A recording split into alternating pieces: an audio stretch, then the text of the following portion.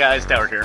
So I've had a squeaky belt that's been bothering the mess out of me. So while I'm working on my truck, I wanted to go ahead and put a new belt in. I'm going to go ahead and put a new tensioner in, 89313. But check this out that I noticed. Did you see that?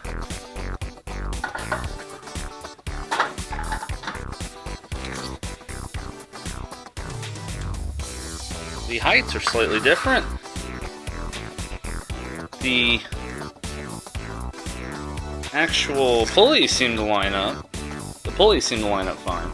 But the heights are slightly different. So the bolt that I had in here is not necessarily going to hold as well here.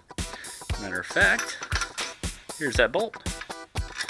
Notice, plenty of thread.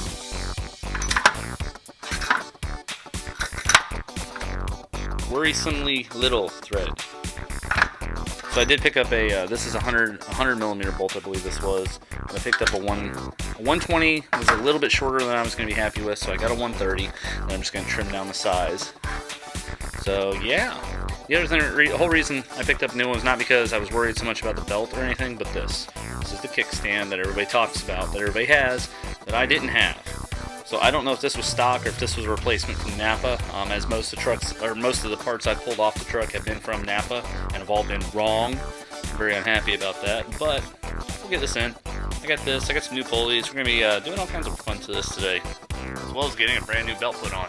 That should be fun. I haven't found a good video on YouTube of actually installing the belt, so I'm hoping that this will be a pretty decent one as you guys see me fight and curse over this and how I get it in. So let's get started. This engine has got 236,000 miles on it. I am going to go ahead and replace this idler pulley as well.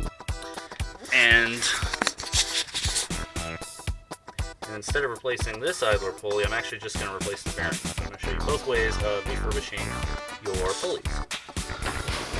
Alright, so the first thing I'm going to do is go ahead and reinstall my idler. I'm not going to lie, I really considered leaving it off while I did this, simply because I know it would make getting the belt in a whole lot easier. But I think it's kind of unfair. Not to mention, I think it'd be kind of useless because who's going to take their idler pulley off, or their tensioner rather off, in order to get their belt in. The depth of the stock setup is exactly how far in this goes. So that's literally all the thread that's going to hold this tensioner in place. I'm a little worried about that, if I'm honest. I'm a little worried about that.